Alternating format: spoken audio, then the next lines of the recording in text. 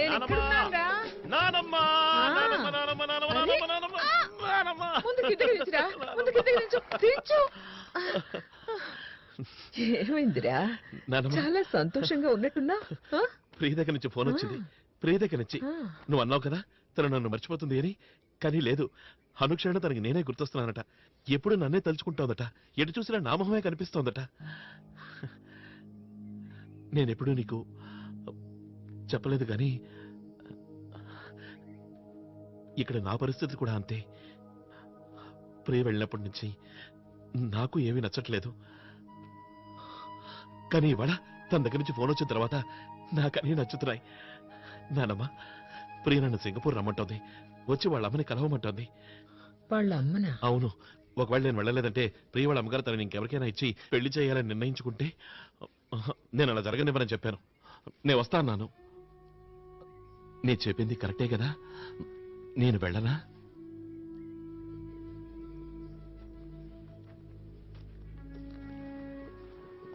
నానమ్మ, కొద్ది రోజుల మాటేగా. నేను సింగపూర్ వెళ్ళడం, వాళ్ళ అమ్మగారితో మాట్లాడి తనని మెట్ట పెట్టుకుని వచ్చేయడమే. వెళ్ళమంటావా నన్ను?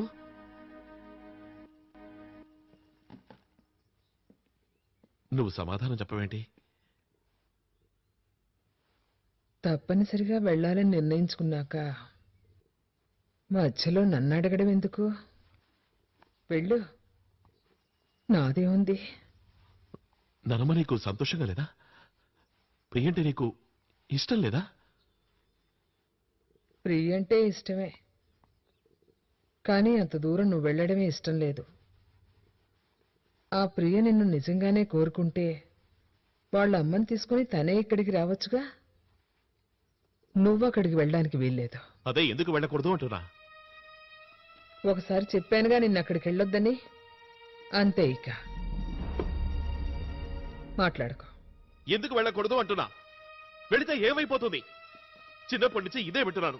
అక్కడికి వెళ్ళకూడదు, ఇక్కడికి వెళ్ళకూడదు, అది చేయకూడదు, ఇది చేయకూడదు, స్నేహితులతో పాటు టౌన్కి వెళ్ళకూడదు. టౌన్ వరకు ఎందుకు? కనీసం నదికి ఆ ఒడ్డు వైపు కూడా నువ్వు వెళ్ళివ్వలేదు. ఎందుకు? ఇప్పుడు నువ్వు అడిగే ఈ ప్రశ్నలకి నేను సమాధానం చెప్పాల్సినంత పెద్దవాడివైపోయావా? ఇవాళ నువ్వు సమాధానం చెప్పాల్సిందే. ఎందుకు నాకు హద్దులు గీస్తున్నావు? ఎందుకు నేను ఎక్కడికి వెళ్ళకూడదు? ఎందుకంటే నేను నిన్ను దూరం చేసుకోలేను. అంటే ఏమిటి నీ ఉద్దేశం? జీవితంతో ఇక్కడే ఉంటూ నీ కాళ్ళ దగ్గరే పడుండి నీ మొహం చూస్తూ కూర్చోవాలా? కొండలు, గుట్టలు, వాగులు, చెట్లు, చేమలు వీటితోనే కాలక్షేపం చేస్తూ జీవితం గడిపేయాలనా?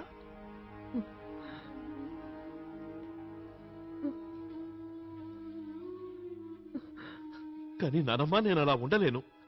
నాకంటూ కొన్ని కోరికలున్నాయి, నాకంటూ కలలున్నాయి. ఎంతో సాధించాలి, పైకి ఎదగాలి, గుర్తింపు తెచ్చుకోవాలి.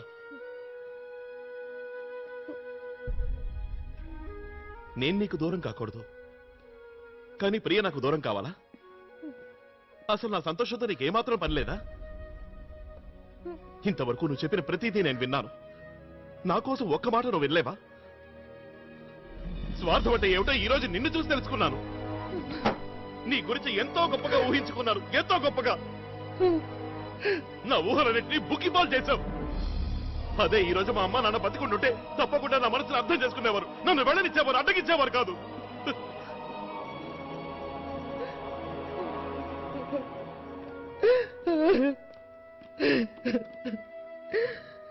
అవును, మీ అమ్మ నాన్న బ్రతికుంటుంటే ఉండుంటే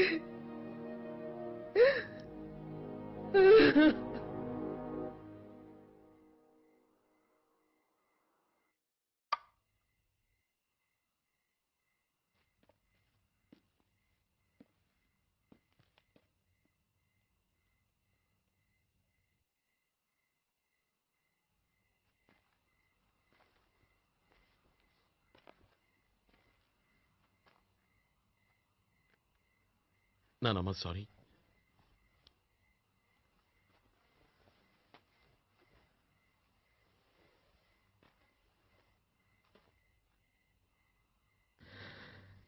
ఆ నక్షత్రాన్ని చూసావా కృష్ణ? ఆకాశంలో మిలమిల మెరిసే అంతులేని ఆ నక్షత్రాలకి నీకు, నాకు, మీ నాన్నకు, తాతయ్యకు ఓ గాఢమైన విడదీయలేని సంబంధం ఉంది. మీ తాతగారు ఒక స్పేస్ సైంటిస్ట్. ఓంకారం నుండి ఆయన తయారు చేస్తున్న ప్రత్యేకమైన సౌండ్ సిగ్నల్ కి ఓ రాత్రి సమాధానం రావడం మొదలైంది. సడన్ గా ఆకాశంలో ఫ్లయింగ్ సాసర్ లాంటిది ఒకటి కనిపించింది. దాన్ని చూసిన కంగారులో కారు కంట్రోల్ తప్పింది. నేను బయటపడ్డాను.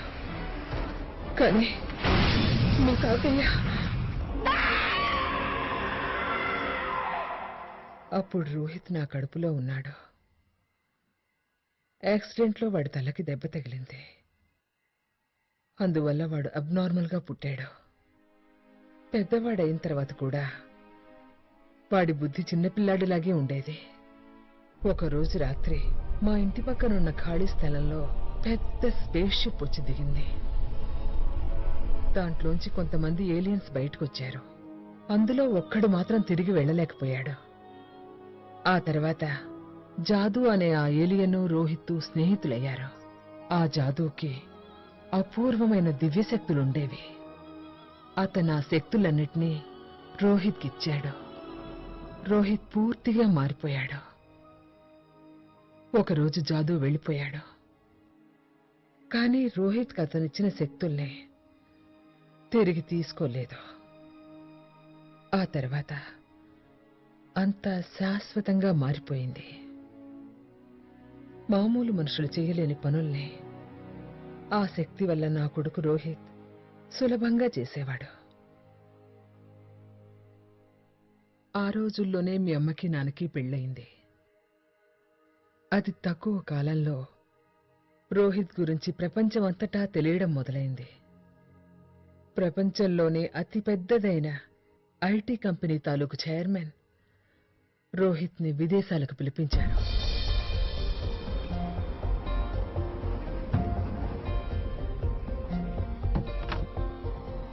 Thank you.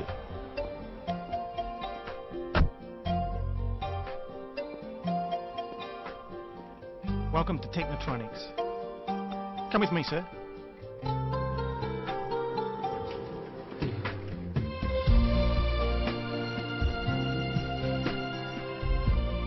Dr. Arya will be here shortly.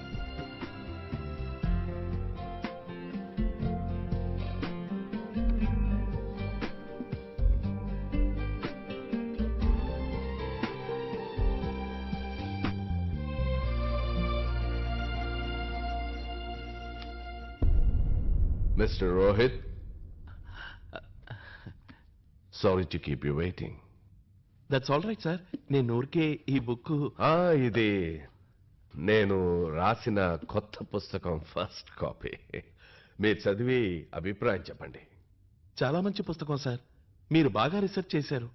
మీరు చదవకుండానే చెప్తున్నారేంటి? నేను చదివేశాను. చదివేరా?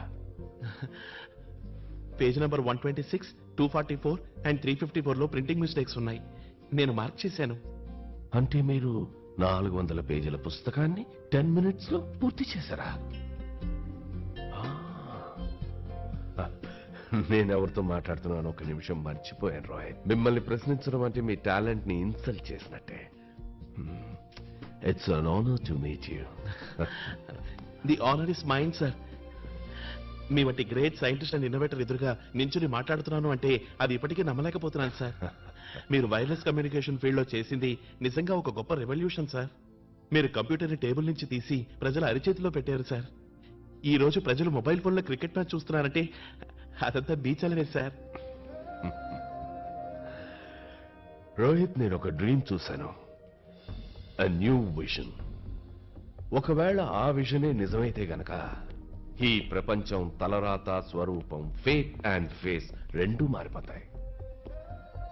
ఆ కలను నిజం చేయడానికి మీ సహాయం నాకు కావాలి. రోహిత్, నేను తయారు చేయాలనుకుంటే కంప్యూటరు భవిష్యత్తుని చూపించగలగాలి. Which could show the future. Future? Tea తాగుతావా? కాఫీయా?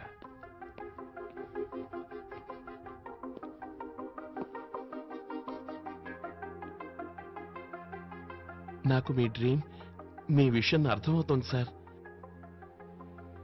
మీరు ఎస్ట్రానమీ, అస్ట్రాలజీ అండ్ టెక్నాలజీల కాంబినేషన్తో భవిష్యత్తుని చూడగలిగే కంప్యూటర్ని తయారు చేయాలనుకుంటున్నారు. ఎగ్జాక్ట్లీ, అందుకే నిన్ను ఇక్కడికి పిలిపించాను. నా దగ్గర పనిచేస్తున్న వాళ్ళందరూ ట్రైన్డ్, నీలాగా గిఫ్టెడ్ కాదు.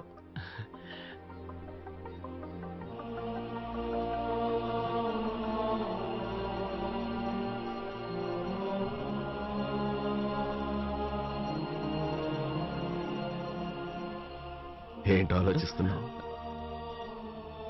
సార్, మనం నిజంగా అటువంటి కంప్యూటర్ని తయారు చేసి భవిష్యత్తుని చూడగలిగితే ఒకవేళ ఇంకేముంది, మనం ఈ ప్లానెట్ మీద ఉన్న మనుషులందరికీ ఉపకారం చేసిన వాళ్ళం అవుతాం. Wars can be prevented. భూకంపం, కరువు, ఉప్పెన అలాంటివన్నీ ఆపగలుగుతాం. ఒకవేళ ఆపలేకపోయినా వాటిని ఎదుర్కోవడానికి సిద్ధంగా ఉండొచ్చు. నువ్వు ఫ్యూచర్ ని చూడడం మొదలు పెట్టేశావు రోహిత్. వెల్కమ్. ఇలా ఈ రకంగా విజన్ అండ్ బ్రిలియన్స్ కలిస్తే నా కల నిజం అవుతుంది, చరిత్రలో నిలుస్తుంది. పూర్తిగా 2 సంవత్సరాలు గడిచింది. అసాధ్యం అనుకున్న పనిని నా కొడుకు రోహిత్ సాధ్యం చేసి చూపించాడు. తాను భవిష్యత్తుని చూడ్డానికి వీలైన ఒక కంప్యూటర్ని తయారు చేశాడు. ఆ సమయంలో మీ అమ్మ నిండు చూలాలో. హలో బాబు, రోహిత్, నిషని హాస్పిటల్లో చేర్చాను. అక్కడి నుంచే మాట్లాడుతున్నాను. బాబు, కంగ్రాట్స్, నువ్వే క్షణమైనా తండ్రివి కావచ్చు. నువ్వు త్వరగా ఇంటికొచ్చేయి బాబు. రోహిత్, ఏమైంది బాబు? అదోలా మాట్లాడుతున్నావే? నా శక్తుల్ని దుర్వినియోగం చేశారమ్మా. ఈ లోకం చాలా చెడ్డదమ్మా. నువ్వే దిగులు పడకమ్మా. నేను వస్తున్నాను, నేను త్వరగా వచ్చేస్తాను. కానీ నా రోహిత్ రాలేకపోయాడు. నువ్వు పుట్టిన కొద్దిసేపటి తర్వాత మాకు కబురొచ్చింది. ల్యాబ్లో జరిగిన అగ్ని ప్రమాదంలో నా రోహిత్ని కాపాడలేకపోయామని వాళ్ళు చెప్పారు. మీ అమ్మాయి దుఃఖాన్ని బొత్తిగా తట్టుకోలేక కొద్ది రోజుల్లోనే తను వెళ్ళిపోయింది. నీకు 5 ఏళ్ల వయసు వచ్చేసరికి నాకు అర్థమైంది, మీ నాన్న రోహిత్కున్న అద్భుత శక్తులన్నీ నీకు కూడా ఉన్నాయని. నేను చాలా భయపడ్డాను. నీ గురించి ఈ లోకానికి తెలియడం ఏమాత్రం నాకు ఇష్టం లేదు. అందుకే నిన్ను తీసుకుని ఇంత దూరం వచ్చేసాను. ఇక్కడ మనల్ని ఎవ్వరికీ తెలీదు. నేను ఎట్టి పరిస్థితుల్లోనూ నిన్ను దూరం చేసుకోలేను కృష్ణ. నా మొహం చూడకూడదనుకుంటున్నావు కదా, కానీ నేను బ్రతుకుతున్నది నిన్ను చూస్తూనే కృష్ణ. నువ్వు అన్నట్టుగా నేను స్వార్థపరురాలే.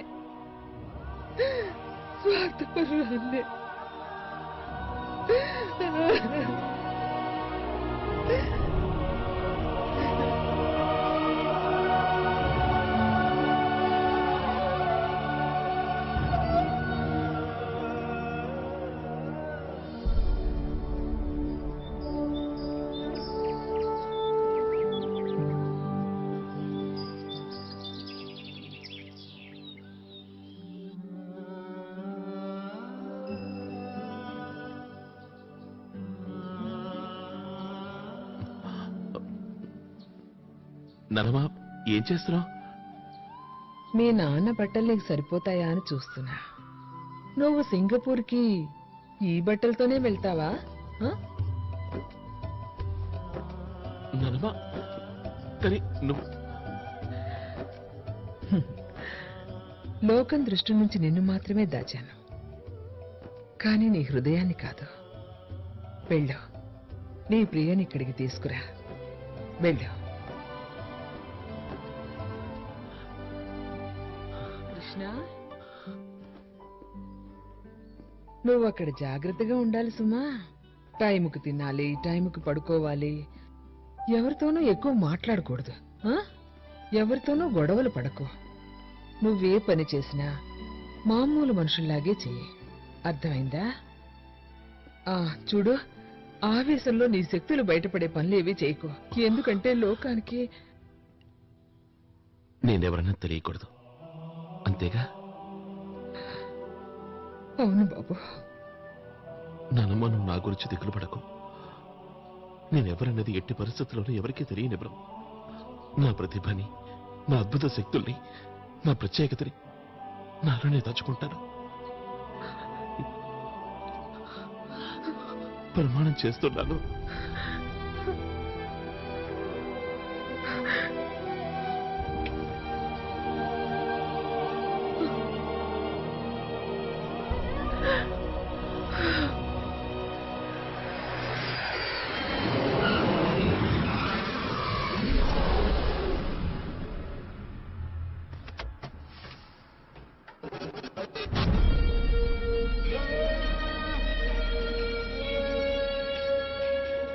Welcome to Singapore sir. Thank you. ఇవాళ మీ వెల్కమ్ చాలా డిఫరెంట్ గా ఉంది. ఎంతో బాగుంది కూడా.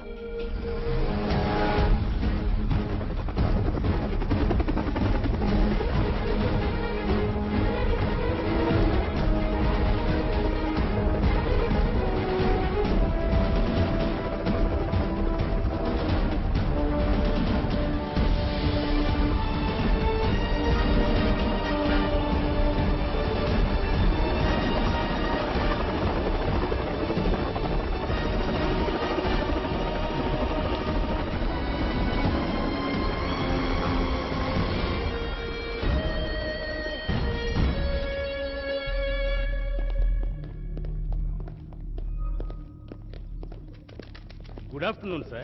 A very good afternoon to you, Dr. Madhu. Good afternoon. Good afternoon. Good afternoon. Good afternoon. Sir మీరేమిటి ఇంత Yes, I know. నేను కొద్ది రోజుల ముందే వచ్చాను. కానీ నేనేం చేయను. ఒక్కో రోజుని, ఒక్కో నిమిషాన్ని చాలా కష్టపడి గడపాల్సి వస్తుంది. విజయానికి చేరువయ్యే కొద్దీ నేను అక్కడ ఉండలేకపోయాను. అందుకే వచ్చేసాను. ఏది ఏమైనా నా కళను నిజం చేయబోతున్నా మిమ్మల్ని, మీ టీంని నేను అభినందించే తీరాలి. సార్, నిజానికి మీరు అభినందించాల్సింది రోహిత్నే సార్. ఆయన రీసెర్చ్ నోట్స్ మన దగ్గర గాని లేకపోయి ఉంటే ఈ కంప్యూటర్ను మళ్ళీ తయారు చేయడం ఇంపాసిబుల్ అయి ఉండేది. Absolute genius. Your right sir. ఈ కంప్యూటర్ను తయారు చేయడానికి రోహిత్కి 2 ఏళ్లు పట్టింది, కానీ మనం తయారు చేయడానికి 20 ఏళ్లు పట్టింది. అందుకే అతని గురించి ఇప్పటికీ మనం మాట్లాడుకుంటున్నాం. Excuse me.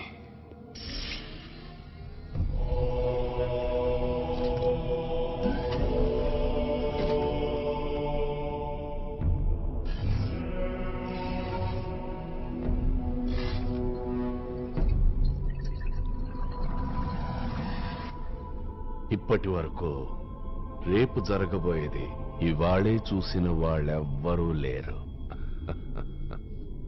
కానీ కొద్ది రోజుల తర్వాత మనిద్దరం కలిసి కొన్ని నిజాలని, కొన్ని సిద్ధాంతాలని శాశ్వతంగా మార్చబోతున్నాం. ఈనాటి అతి ముఖ్యమైన సమాచారం ఏమిటంటే, ఇన్ని సంవత్సరాల విరామ కృషి దీక్షలకు ప్రతిఫలంగా విశ్వవిఖ్యాత సైంటిస్ట్ డాక్టర్ సిద్ధాంత్ ఆర్య గారి మహత్తరమైన ప్రయోగం ఇప్పుడు పూర్తి కావస్తోంది. మా ప్రత్యేక విలేకరి గారు ఏమంటున్నారు అంటే, ఇంకొద్ది రోజుల్లో డాక్టర్ సిద్ధాంత్ ఆర్య గారు వ్యక్తి, సమాజం, దేశం, లోకంలో అందరి భవిష్యత్తు చూడగలుగుతారు. అంతేకాదు, భవిష్యత్తును మార్చగలుగుతారు కూడా. ఇది ముమ్మాటికి నిజం. ఎవరైతే భవిష్యత్తును చూడగలుగుతారో, మార్చగలుగుతారో, ప్రజలు వారిని భగవంతుడితో సమానంగా కొలుస్తారు. కాదు, భగవంతునితో సమానంగా కాదు, ఆ భగవంతునిగానే మనసారా కొలుస్తారు. I will be God. అప్పుడు నాకిక ఎదురన్నదే ఉండదు.